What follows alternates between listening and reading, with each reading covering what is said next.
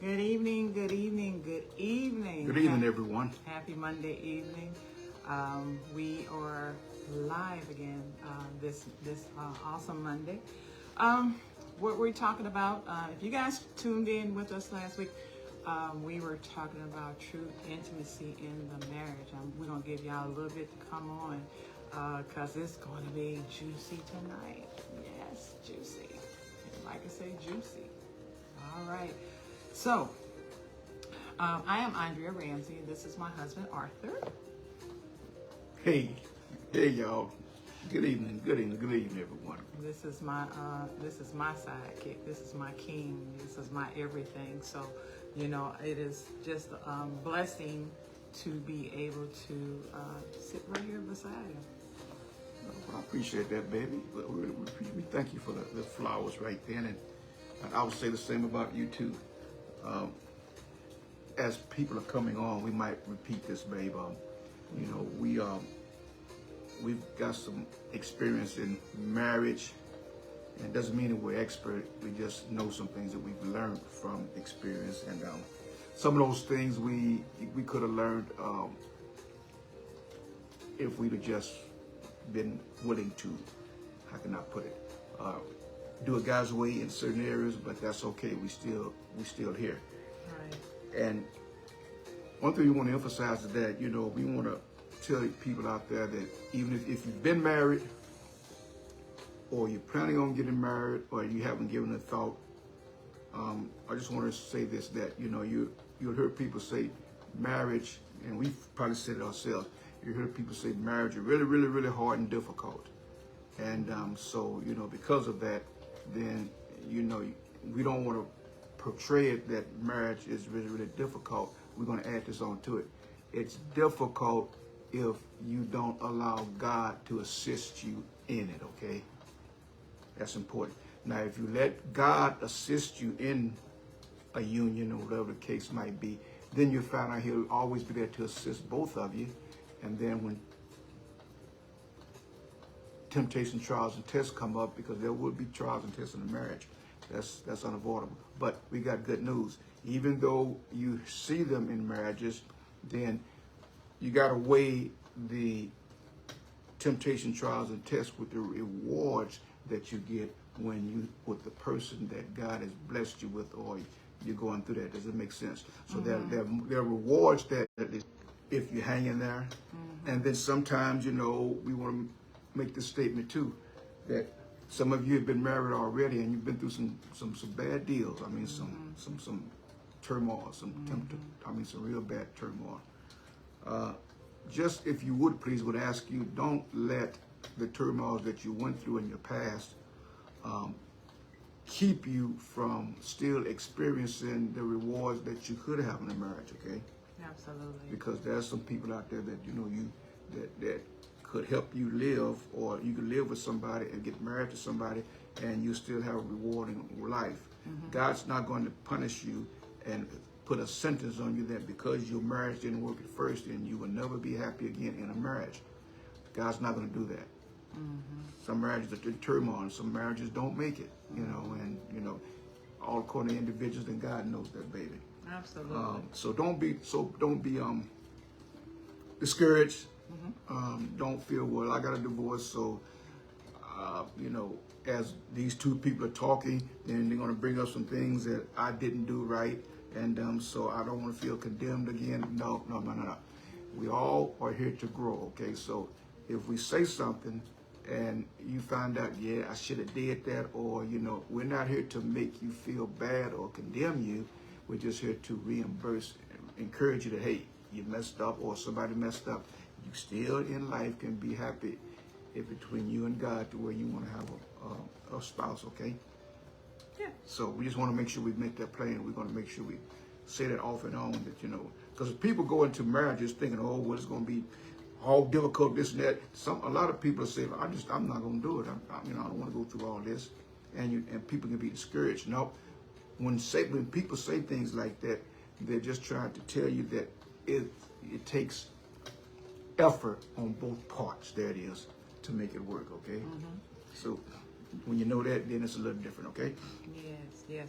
And if you have joined us, please like, share, like and share, because this is going to be a pretty interesting topic for you this evening. As we are on, once again, I'm Andrea Ramsey. This is my husband, Arthur. And for those who are new to seeing us, and especially the ones that are on TikTok and you're new to seeing us, we'll just give you a little quick background. We're probably new on TikTok, but we're not new to the game. We started out in 2015. My husband and I have been married now almost 48 years. Almost 48 years. All right. Then that's almost 48. Be 48 years this year. But anywho, I'm just going to say this. We started out on KSTL 690 AM radio in 2015. So we've been actually broadcasting for 11 years. But when it comes to social media, TikTok, this is our new platform coming on TikTok, but we have been on Facebook and we have been on Instagram. Also, you guys can follow us on our YouTube channel as well. So the biggest thing about who we are, what we do, we are a transparent couple. We have been through so much in a marriage. Not saying that we're expert, but what we're saying is basically this: when you go through your ups and you go through your downs in a marriage, and when you're on the verge of divorce, there are some people that went through divorce, and then some people remarried after the divorce, to each other. But when you get to a place when you realize that through growing, maturing in your marriage, and not being selfish on certain levels, because we could look at it and say, hey, I could say I was selfish to a degree. You could say he was selfish to a degree. And it gets to a place that when you're in a marriage, when you first start dating, you're all excited, you're all happy, you want to be with this person. And then when you get married, you're still excited, you're happy, and then you start realizing, especially if you never lived with the person before, you start realizing that there are certain things you see about this person now that you didn't see when you were dating. And it's starting to irritate you. Just look at, like, oh my goodness, I didn't know he was like that. Or he'll say, I didn't know she was like that, So it comes down to, we all have to grow. Marriage, like we said, it's a lot of times you hear people say it's difficult. It becomes difficult when you decide not to stop growing with your partner. And that's a good point, baby. It becomes difficult when you start to decide, I just don't want to put the effort in this anymore. Mm-hmm. And then another person does the same thing. So you said something, I'm going to go back, and then you're going to come back up to that area where selfishness. Selfishness, there is no room, and I keep saying this, in a marriage or even in a relationship, period, when selfishness is involved. So what is selfishness? Simply means that you putting yourself first above everybody else, and then regardless of how it's going to affect the other person, you got to have your way first, and and it could be a bad situation. Now what happens is that in selfishness, then you're trying to self-preserve yourself. In other words, you're living to where you want to make sure you take care of yourself, and then you're preserving yourself, and that can be wrong, especially when it's out of fear. Okay. Absolutely. So the best way to do that with selfishness is to first of all realize that you got somebody who got your best interests at heart. So you don't have to try to preserve yourself, because somebody in his name, Father God, he wants to preserve you without you efforting to do it yourself. Absolutely. So that's where we want to put that in that, baby. Okay, because selfishness and can be it destroy a marriage. It does destroy our relationship. Period. Absolutely. Relationship. Absolutely. So for the ones that are on now, if you could just put, in your just put in there exactly where you're coming from. We want to be able to acknowledge you all, you know, and then ask once again, saying thank you so much for tuning in with us tonight. One thing I want to say, hey, you know what? I don't know where you are within this world, you know, what state you're coming from, but we are in the Midwest, and I'm going to say, baby, it's cold outside. We are exactly 9 degrees, 9 degrees. You know, we got the little fireplace thing going on in the back, but you know what? Our conversation tonight, even though it's cold outside, even though we have snow outside, our conversation tonight should be able to warm you up, and hopefully that you get something really good out of this. So when we say, what are we talking about when we say true intimacy? You know, my husband and I, we talk about this quite a bit, but just to kind of give you just a little bit of when you're looking at being into a marriage or being into a relationship, we just want to say being into a relationship and a marriage. You know, intimacy is, I got to say this, y'all, and I know some of the things I can't say over social media because we got censorships. So, but I will say that it's not always sexual. When we hear intimacy, it's not always sexual. That's not what true intimacy is. It's a part of it, but it's not always sexual. So what is it? We have intimacy, and we have emotional intimacy. We have spiritual intimacy. You want to say some more? Yeah, and then on top, I don't want to talk everything. Good, that's okay, babe. So what we're talking about here in a marriage setting, okay? In a marriage setting, you have intimacy. In other words, you are a three-part being. Every individual that's living in this earth realm, whether you know it or not, you are a three-part being. You are a spirit, first of all. Regardless of what else goes on, you are a spirit. You have a soul, which is your mindset, your emotions, your thinker, the way you feel, and you live in a physical body. Okay. So now what happens is that when God created you, and before you was in your mother's womb, when it consummated, then you are a spirit being. And this is the best way I can explain it. You are a spirit being, and you're going to exist forever in eternity, one way or the other. And now we say that because God created you as a spirit. You were created in God's image and in God's likeness, because God is a spirit. Okay. So you are a spirit, first of all. It's top thing. You have a soul, which is your mindset, your emotions, the way you think, and you live in a physical body. This, what you see right here, is not the real me. Okay? Your spirit, because watch this, your spirit is the real you. Okay? And that's the area where it's God-like. Okay? Now, when we talk about intimacy, we're talking about in a marriage relationship. Okay? It requires that all three of those areas come to an area where there's some responsibility to that. Meaning this, you want to be intimate in spirit, you and your to-be spouse or your spouse intimate in spirit, because you rely and you have this in common. You rely on your Lord and Savior Jesus Christ and the Heavenly Father, and your personal intimacy is with Him. Okay. Number two, in the soul realm, when you are getting ready to be with somebody for the rest of your life, then there's what we call soul intimacy, meaning that you're sharing your emotions. There's some closeness there. There's some personal, private things about you that you are willing to share with the other person.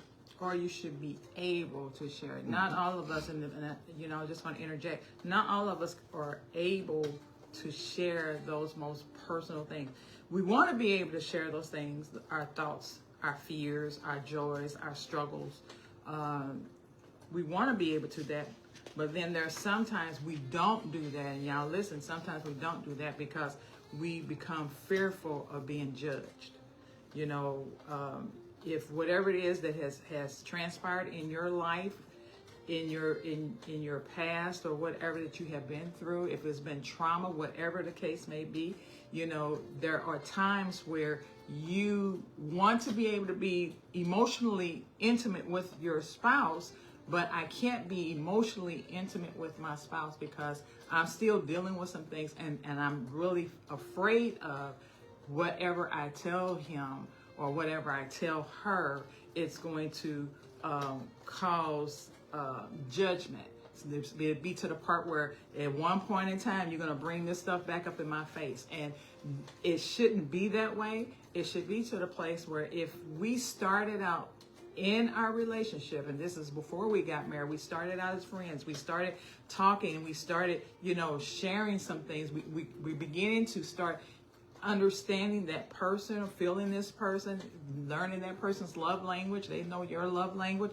And when you get that sense of, okay, I feel confident, I'm feeling to the part where I'm able to share my emotional intimacy, then you're able to do that. But sometimes that's just not it.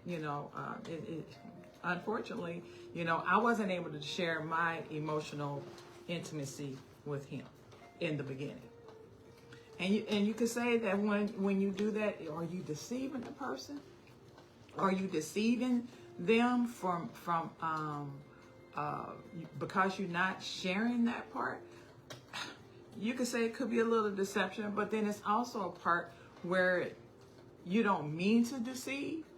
It's just that whatever you went through as far as trauma, that part of your life, you feel as though, especially if you didn't get healed from it, you feel as though if I share that part with him, or if I share that part with her, 9 times out of 10, they may not stay. And that right there, let me say this. Let me make this perfectly clear. If you want to have a complete, growing, mature marriage, those things are going to have to come out sooner or later, okay?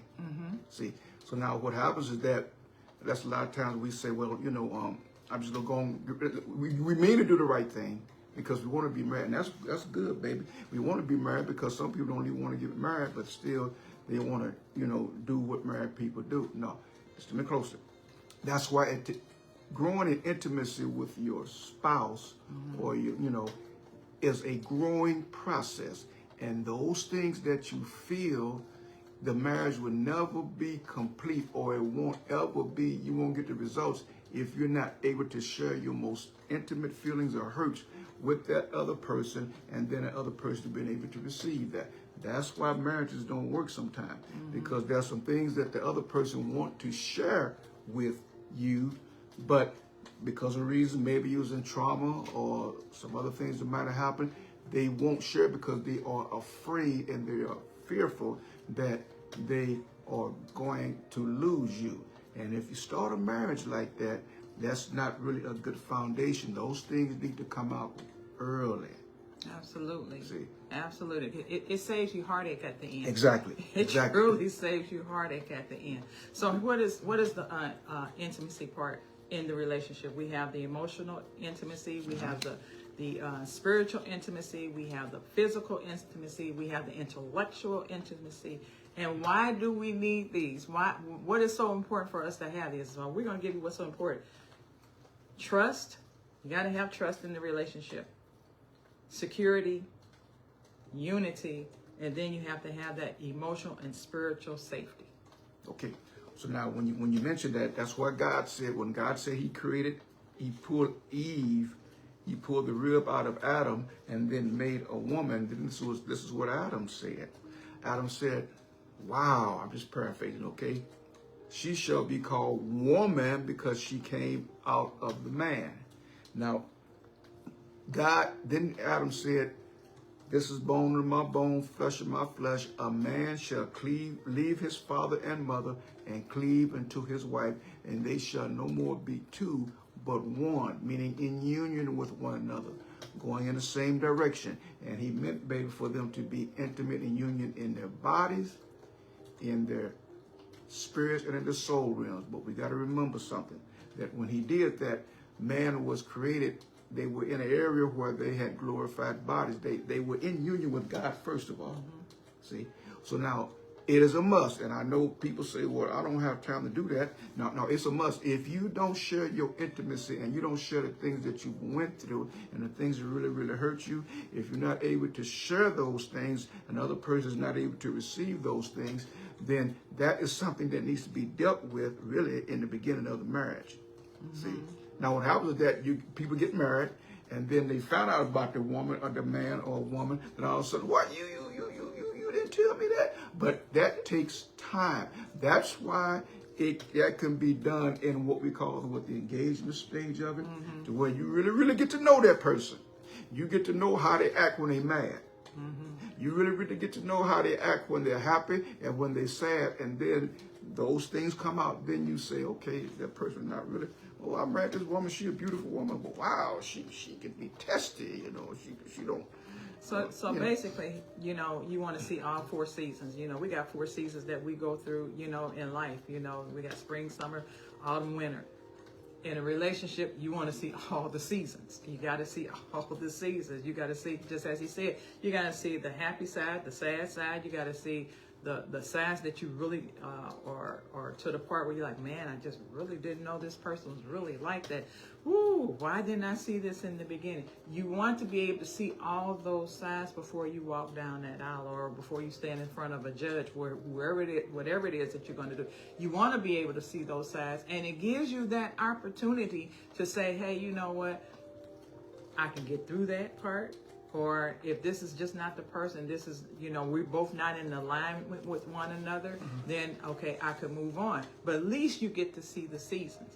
You know, it's just important. You know, it's, once again, things save you from the long haul at the end. You know, if you can get to see all the seasons. But then there's a time where, you know, when you're looking at the relationship, and especially when we're talking about the emotional intimacy, you know, what I found, you know, in our relationship is that when it comes to my husband, the emotional side of, you know, what his thoughts are, you know, how he feels about certain things, it's the part where I've learned through the 47 years of being with him. I have learned he wants to be heard, he wants to be understood, and he wants respect. Okay. He wants to be heard, he wants to be understood, and he wants respect.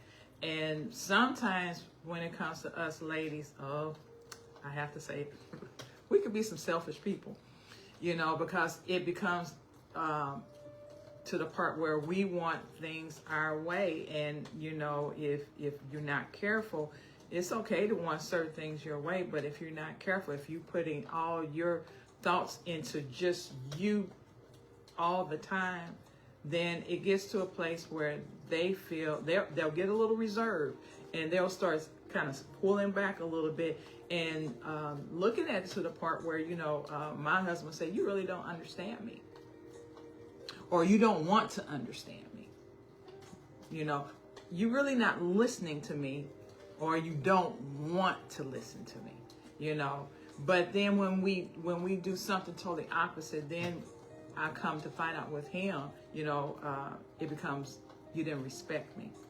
And what does that simply mean? If he told me, and my husband says this a lot of times, and I'm a strong-willed female, that I had to learn to pull back through the help of God, that if he says, look, he said, babe, I think you shouldn't go shopping today.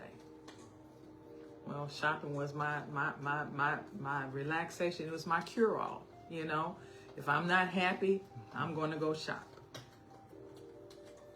And if I went out and shopped, and when I came home, you know, and I didn't do what he asked me to do, then he felt totally disrespected. And I didn't respect what he felt or what he was saying to me. So I had to sit back, and then I would get into my little way, and my little way was like, you know, I can do whatever I want to do, and I don't need no man to tell me what to do. You know, hey, but it's just the real thing. But when you're with a person and you saying, this is my person, you know, there is a time that as you are climbing up the ladder with your spouse, there's a part where we have to say, you know what, let me pull back. Maybe it's a reason why he said I can't shop today. Right. You know, what is that reason? Well, you know, I don't know. Okay. Maybe it was something, he used to say this to me, I wanted to surprise you with something, but I can't surprise you with anything because you always going out and buying it. You always spending money. You spending it and you buy it. If you tell me what it is that you like and I don't move fast enough for you, you already bought it, then what's the purpose? And I didn't realize that I was actually hurting him. I truly didn't. I just said, you know what? Well, I just wanted to hurry up and get it done. Sometimes we have to kind of just pull back the rein just a little bit and say, you know what? All right, I'm a hold my mule right now, and I'm going to, you know, allow what he said. You know, I have to process things. I'm a processor, so when you say something to me, I got to process it. I might take 3 days, and after my 3 days, okay, then I'll come back. So I'm getting better. I had to get better. It didn't take 3 days no more. I'll process it in the same day. But I had to come back and say, you know what, babe, you were right. You know, I was wrong. And then show him that, you know what, I won't do this again. At least I'll try not to. Now, the flip side of that, see, because we like to show both sides. Now, the flip side of that is for me to tell her, you ain't going shopping, and I don't have a good reason for her not to go. It's just that because I'm the man, well, why don't I want to go shopping? Because I said so. See, that's the flip side of that. See, now, men, that's what I got to say. When you get to know each other, then it's a process to where when the other person is telling you something, then you get to learn it. Okay, it's a reason why they're doing it. You know, I trust the reason why they're doing it. So I'm not gonna do that. I'm not gonna go against their will. But that takes time. See, because you got some men out there that also demanding, say, well, I'm the man of the house, so well, why do you want me to go? And they'll say, because I said so. That's why. And then that's all they stand on. And that's not right either. So you see how we flip this thing around? Where communication, I can be expressing something, but the communication could be bad to where he just don't want me to go because he's just trying to be demanding or controlling. There it is, controlling. And we have to, as men, make sure that we portray that it's not because I'm trying to be controlling, but I think, it might have been some things that I had to want to do. And I wanted you to trust me in it, but you didn't trust me in it. So, and then the man says, okay, well, it don't make no difference anyway. I'll just keep my mouth shut, But you see where we're going with this? With time and with experience, with you expressing each other's thoughts, then you come to the point where, okay, I know why he doesn't want me to go shopping. It's not because he's trying to keep me in the house, or it's not because he's insecure, but it must be a reason. But at first, she might not know that, and then you have to learn to express it. Well, baby, I'm doing it because I feel uncomfortable about you going out, or I got a feeling that if you go out today, then something's going to happen. You see what I mean? That takes the main word you always say, baby: communication. Communication. When it comes to the relationship, everybody, you got to communicate. We have to get to the place where there is a balance when you communicate with your partner. And that balance is if I can come out and say exactly how I feel or what I'm feeling like without us, getting all upset and here come an argument or whatever the case. If I can just say, hey babe, can I sit down and talk to you for a minute? I just have something that I want to say to you. And then that gets him to the part where he's not on the defense end. And since he's not on the defense end, he's saying, yeah, sure, babe, let's talk. Well, this is how I'm feeling, and this is what I would like to do. Right. Okay. How do you feel about that? It's all in the verbiage. How do you feel about that? Do you think this is the right time? Do you feel like, I could do this at a later date? I just need to know how you feel.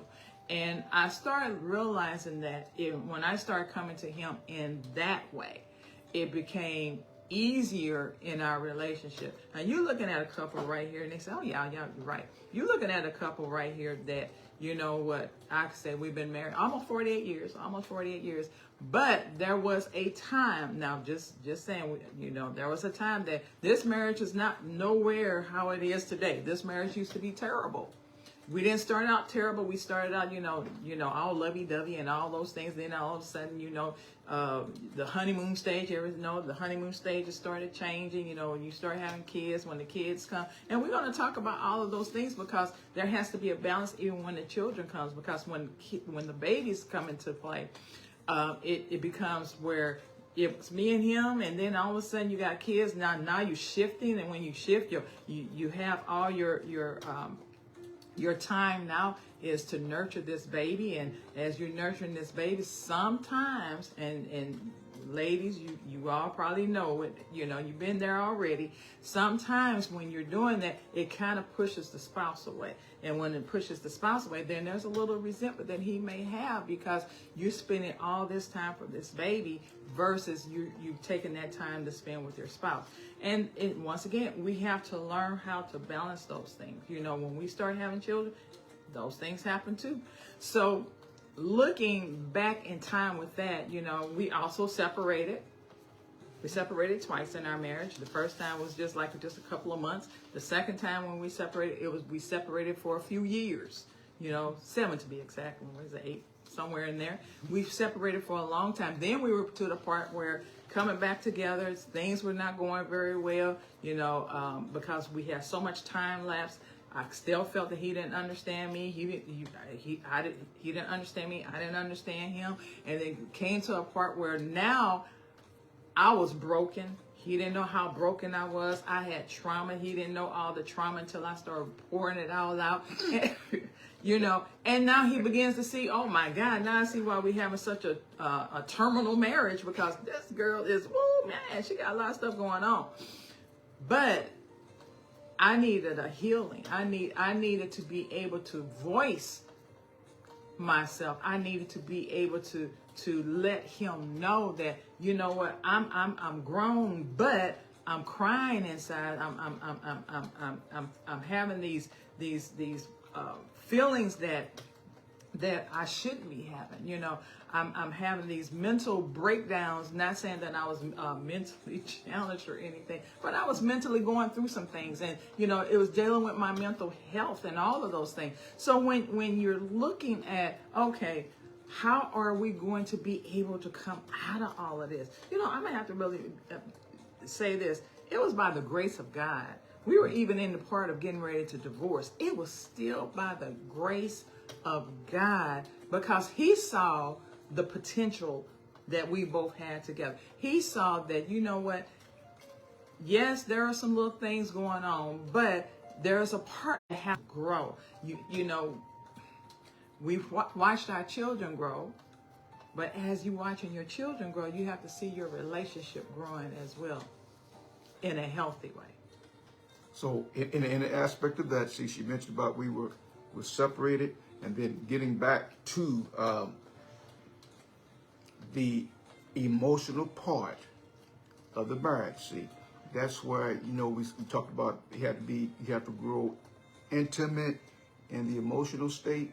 Then what happens when you come up in certain areas where you see resentment in the emotional state, where you can't talk to one another, this and that, then what happens is, and you don't solve it the way it should be solved, then it results in conflict. Mm-hmm. And then when the conflict comes up, now then all of a sudden you find out what this person really don't want to resolve this conflict. Then the other person might be thinking the same thing about the other person. Then that's when it can lead to people separating because they didn't solve the conflict. Mm-hmm. And that goes back to not being intimate in the mental mindset or the emotional mindset, because it's going to take that.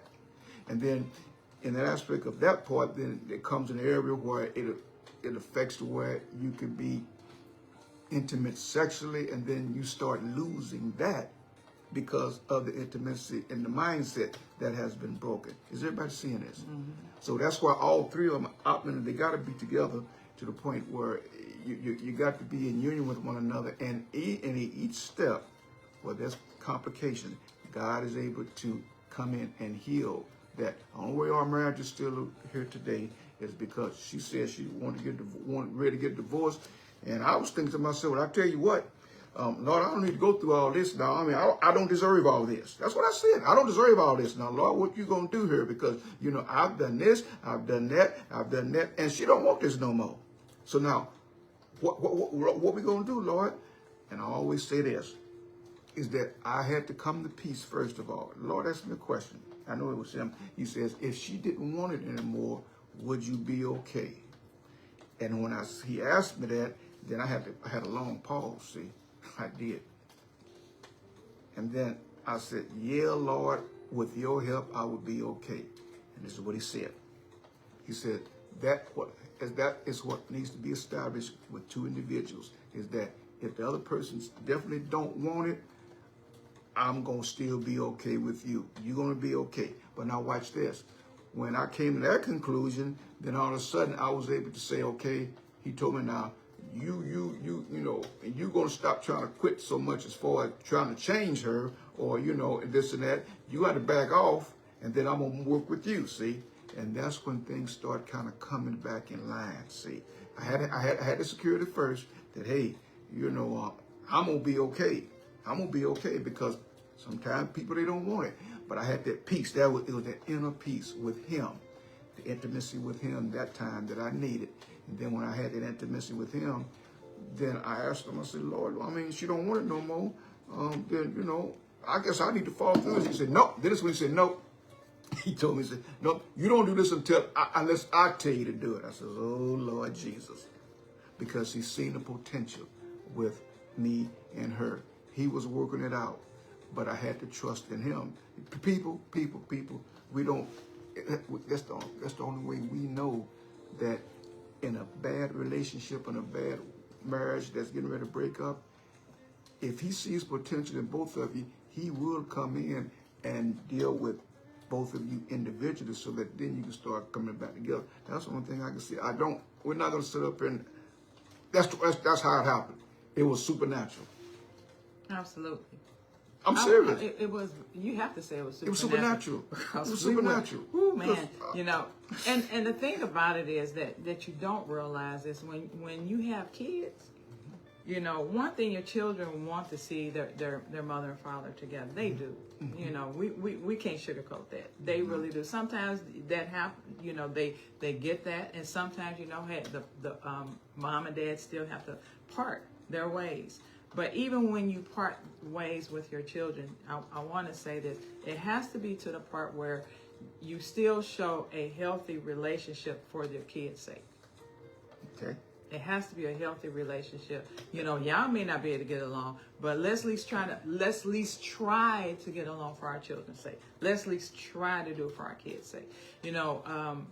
I look at our kids, as, I have to always go back to our oldest son, and when he said, this was like a few years back when we were on the radio station, and he was actually on the station with us, and we were actually talking about relationships, and he simply said, this is the first time my son even ever expressed how he felt coming up watching mom and dad going at it all the time. So he said this on the air, and it just blew my mind and kind of touched him too, when he simply said, he says, Mom, I really loved you. I really love you, but I just didn't like you. My heart went, what? What you mean you didn't like me? Why didn't you like me? Why? What? Now I'm beginning to see out of my son's eyes of what he saw, of what he felt coming up, watching mom and dad, and we arguing. I get upset. I run into a room, don't want to talk to you, slamming doors and things like this. And to him, slamming doors actually really bothered him to the part where he was looking at it that to this very day he still can't stand to hear a door slam. you know, he started feeling that, you know, mom is getting ready to leave, and he started feeling like I was going to abandon him and this, that, and the other. He was feeling all of those things, and I didn't know. And he was a little boy. I didn't know until he's a grown man. This is exactly what he's felt at that time. So then by him saying that, I felt some kind of way. I felt hurt because this is one part of my child I did not know that how he felt. But now he's able to express those things. Thank God for restoration. Thank God for healing, because when you are going through a relationship in your marriage, and your children are seeing, they actually seeing the fussing. They're seeing we didn't fight, but we did a lot of fussing, and they seeing all these different things, and it got to a place where it was just too much. It was just too much for them. It was just too much. And for looking at it now, he says, you know what?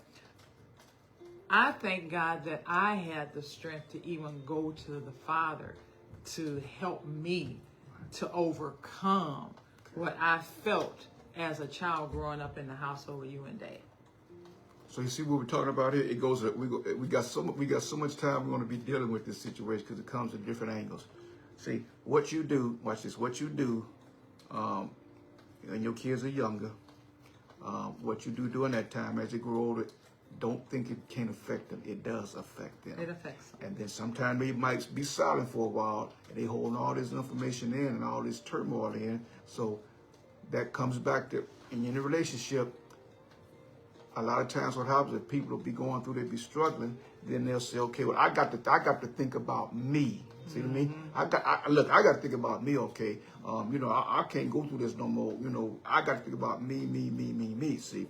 And there's nothing wrong with it to a certain point to where God realizes that you need to think about you, but he's there to help you to get through it. But you're looking at a couple who've been through certain things, and, you know, when we say this, we're not, some people say, well, you know, you're giving Satan the glory. No, we are. It don't feel good to tell people some of the mistakes that you made. You know what I mean? Because people can be selfish. I mean, can be judgmental. So, but this is to help somebody out there, to help you to look. There is always hope. You can live a life where if you've been injured, because divorces bring injury, they bring pain. Mm-hmm. Being trauma when you was a young age brings pain and hurt. And so there are different reasons why people say, well, I'm going to stay in this and stay in that. But you got to have an inner peace. Now, let me read this very before I go any further, okay? Okay. Let me read this. It is, an intimate couple is affectionate, close, and loving, okay? The man and the woman share their bodies with each other. They share what is in their souls, their emotions, and their wills with each other, and they share spiritual intimacy through having a mutual relationship with God. You see that? Mm-hmm. So now, that's the intimacy we've been talking about, complete intimacy when it comes to a married couple. But if that gets to the point where you can't share, we got to emphasize it, that you can't share your feelings and your hurts and your pains with your spouse, and you hold them in, see, and the worst thing you can do, you don't want to do this, or try not to do this, even though if he was raised up that way, especially with us men. The worst thing we can do is to try to prove a point by just stop talking altogether. See, sometimes we say, well, okay, I tell you what, you won't listen to me, I'm not going to say that at all, period. And then if that goes for days and days and days, already what you're doing is you're already putting a wedge in that intimacy relationship. Does that make sense? To where it's not being mended because you don't punish somebody else by not talking to them. And some people, you know, all according to how they were brought up, because I would think like this, well, you know what? I'll tell you what I'm going to do. She won't listen to me, so I'm just going to shut up, period. And whatever comes to her, see, because she won't listen to me anyway, see. But that can go down a dangerous avenue, see. Because what happens is that, if you don't talk and you two haven't been talking, then I'm thinking a certain way, she's thinking a certain way, well, he really don't want to be with me. Then that's when the enemy comes in and puts those ideas. You know what I mean? And I guarantee you, When he knows you're doing that, he's going to make sure somebody comes in your path where they're going to have an open listening ear, and they might have wrong intentions. Everybody see that? Absolutely. That's important. So we never don't. You gotta stay communicating even when you're mad and pissed. Now we're not saying that you don't. You know, if you're getting mad or whatever, you say, okay, I need to take a break right now because I'm gonna say something that might not be right. Then you got to know when to be able to take a break. See. Yeah, you got to be able to know, okay, I'm not going to talk right now. We'll deal with this a little later, okay, but I'm not in the right mode right now. And if you can express that, I'm going to say something I don't want to say, so let's kind of cool it, then we'll talk a little bit later when the atmosphere is right. If you can learn how to do that, ain't that right, babe? Yeah, you got to have that cooling off place. And I mean, that cooling off, it shouldn't take days. Yeah, right. No. Because, when you let it take days, those days opens up another door. Right. And you don't want that door to open. So you want to let that cooling off. If it means, hey, you know what? Let me walk out the door for a little bit. Let me go down in the basement for a minute. Right. Let me go in the bedroom. Right. Let me go into my man cave. I don't care. Let me go into my she shed. Wherever you need to go. Yes. You need to go into that room. That's important. And take that time where you can cool off and say, you know what? As I am thinking about what just transpired between my spouse and I have to get to that space in my mind where, you know what, I love him. I want to make sure that we can get this thing resolved, and I have to ask God, really, Lord, help me word this in the right way so it doesn't sound condescending in a way. Just help me to say it in the right way. I found out with us, it was better.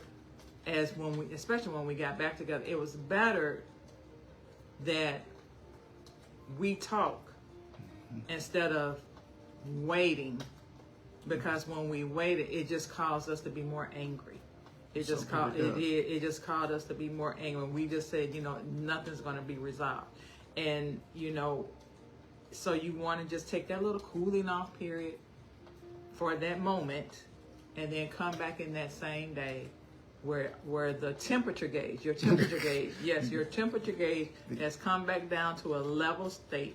You're back here instead of being all up here. You're back down here, and let's say, okay, babe, I had my time to cool off.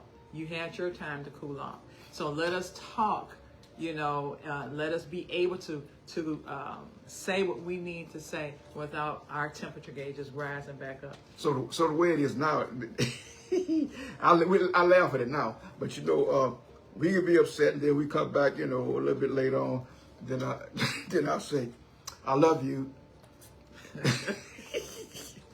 And she'll say, "When you say, yeah, right." Sure. Did you love me a few minutes ago? and then I know, see, but then deep down inside, the way she said she loved me too, but she got to put that in there, see, you know what I mean? Now, years ago, if she said it like that, then I say, see, I'm trying to come back and apologize to you, but you got to always be sarcastic. You see what I'm getting at? When I hear her say, yeah, but did you love me right then? I can tell that's really deep down inside. She's really, really ready to talk, see? But you learn that, baby. Yes. You learn that from time, okay? But please, please, please, to help the situation, we want to emphasize this. Don't go off to an area where you don't talking out and you're silent, and then the other person is saying, so they must really don't value this because they want to be silent. They don't want to talk to me. I want to talk to them, but they don't want to talk to me. Sure, we have emotions. Everybody has emotions. But you got to learn how to control your emotions. Don't make decisions based on your emotions, and that's important. Everybody gets mad. Everybody gets upset. That's part of it. God gave you emotions, okay? But when you let those negative emotions control your outcome on how you're going to respond, then that's when they control you. Don't ever want to do it that way. It can, listen to me, it can be done. We know, okay? It can be done. You can get to everywhere, you cool off, and you talk about it, and then this or this and that, then you can score it away. Because always remember something. When two people come together, they come from different backgrounds, right? And so that's why the emotion state has got to get to the point where you still being intimate with another by showing, you know, what upsets you and what don't upset you. And then you just go with it. It's a growing process, but be patient in that process. Right. Because when you stop communicating, I will say this, because this should be good to you guys. When you stop communicating, you know, in your marriage, and you stop sharing openly. We don't share anything. We don't talk about anything. Oh, because you know what? If I try to share anything, he doesn't care anyway. She doesn't care anyway. I'm just going to quit. Then guess what? You begin to start living as roommates.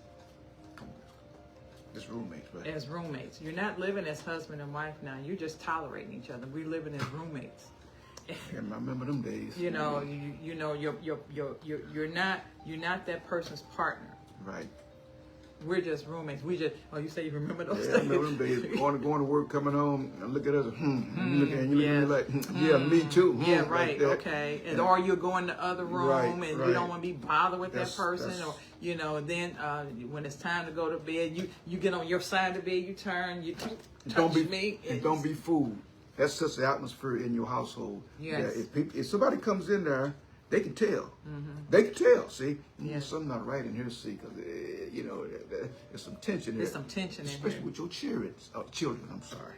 Did you say children? I'm sorry. Your children. Okay. Oh my gosh. With your children. So it's gonna set the atmosphere. You used to try to have everything's okay, and then okay, yeah, right. It ain't okay. Everything is not okay, and because the atmosphere is already in your home. That's right. I mean, you have set the tone in your home, and even when you have visitors to come by, they can feel the atmosphere in your home. And for one time, your house was very loving. Everybody said, "Oh, you know what? We need to go to the Ramsey's house.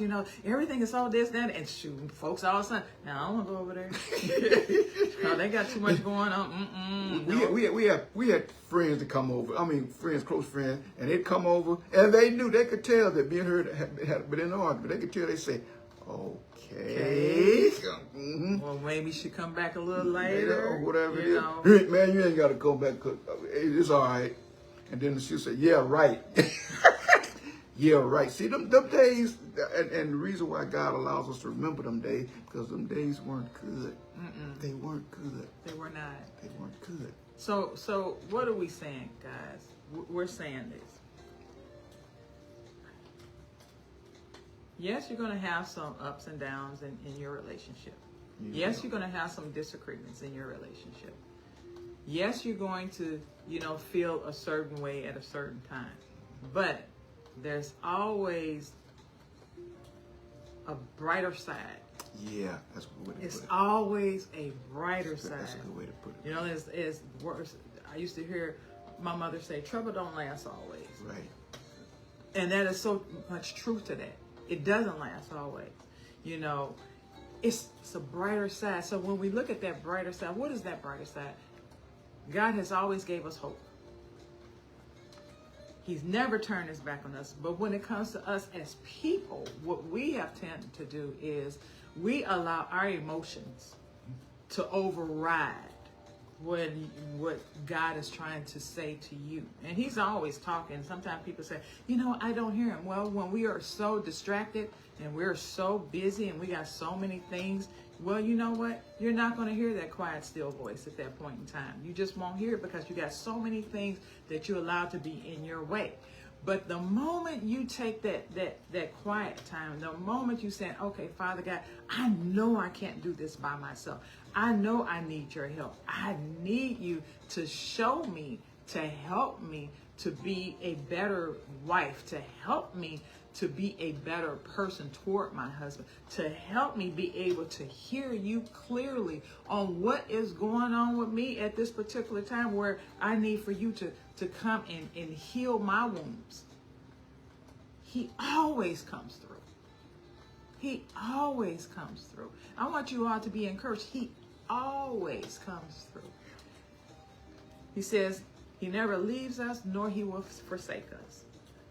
That's a beautiful thing to know that he won't leave. But what we would do is, that God thing don't work. I don't want to hear any of this stuff. Hey, you may not want to hear it, but the truth of the matter, I would say that because my best friend would say the truth of the matter. I said, well, what is the truth of the matter? Okay, the truth of the matter is basically this. Go ahead. He is going to always meet you right where you are. He meets you right where you are. He's gentle. He's loving. He's kind. He's embracing. He's all the things that you need him to be at that particular time. So Why is that important?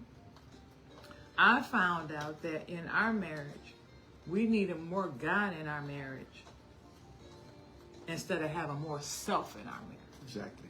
Exactly.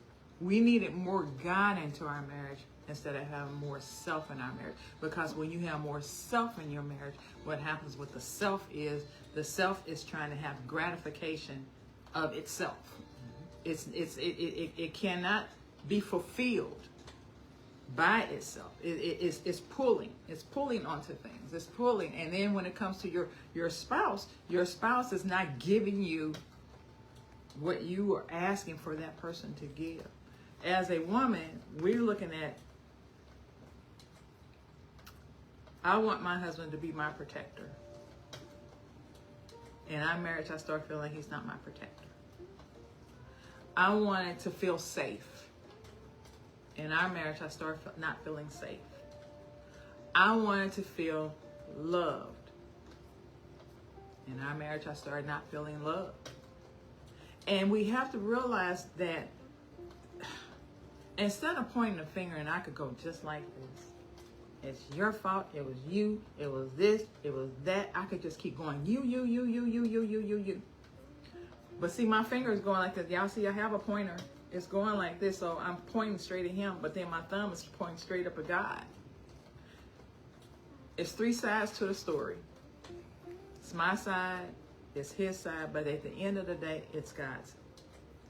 God knows more what's going on into your relationship. Because one thing what we could say is a lot of times people are not, especially if you've been talking to folks on the outside, people are not going to be extremely honest when they're talking to that person on the outside. Because they don't want to show what's actually going on with them.